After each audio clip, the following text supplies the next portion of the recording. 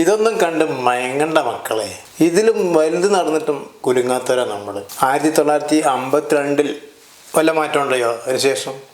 2016 വല്ല മാറ്റം ഉണ്ടായോ ആ സംഭവത്തിന് ശേഷം? അന്ന് 68 110 ആയിരുന്നു. അതിലും വലുതൊന്നുമല്ലല്ലോ ഈ 16. ഇപ്പോഴത്തെ ഈ ഉപചാരം ചൊല്ലി പിരിഞ്ഞല്ലോ, ഒന്നും ഇല്ലാണ്ട്, കാര്യമായിട്ടൊന്നും ഇല്ലാണ്ട്. ഇത് അടുത്ത വർഷം ഇതേപടി തന്നെ തുടരുമെന്ന് നിങ്ങൾ കരുതുന്നുണ്ടോ? അതിൻ്റെ വിചാരണ നടന്നിട്ടില്ല. നടപടിക്രമങ്ങളിലെ ഏറ്റവും ആദ്യ സംഭവമുള്ള വിചാരണ 59 പ്രതികളാണ്. അതുകൊണ്ട് ഗുണം ഉണ്ടായിട്ടുണ്ട്. അത് ഞാൻ പിന്നെ പറയാം.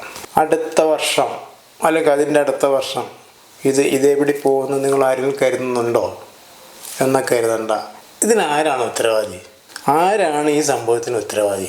തൊഴിലാളികളൊന്നും ഒരിക്കലും കേസപ്പെടാൻ ബാധ്യതപ്പെട്ടവരല്ല. എന്തായാലും ഇതിലെ ഏറ്റവും പ്രധാന പ്രതി മനുഷ്യരാണ്, നമ്മളാണ്, സമൂഹമാണ് ഇതിന് ഉത്തരവാദി. നമുക്ക് ഇത്തരം കാര്യങ്ങൾ കാണാനും ചെയ്യാനും താല്പര്യമാണ്. നമുക്കറിയാം, ഒരു ബസ്സിൻ്റെ കാര്യം എന്ന് പറഞ്ഞാൽ, ഒരു വാഹനത്തിൻ്റെ കാര്യം എന്ന് പറഞ്ഞാൽ പല പല ഘടകങ്ങളുടെ ഇല്ലേ, അത് നല്ല രീതിയിൽ ഓടും. പക്ഷെ ഡ്രൈവറുടെ അശ്രദ്ധയാവാം, യന്ത്രത്തിൻ്റെ പ്രശ്നമാവാം, റോഡിൻ്റെ പ്രശ്നമാവാം, കാലാവസ്ഥയുടെ പ്രശ്നം പലതും ആവാം. അപ്പം മാത്രമേ അവിടെ അപകടമുള്ളൂ.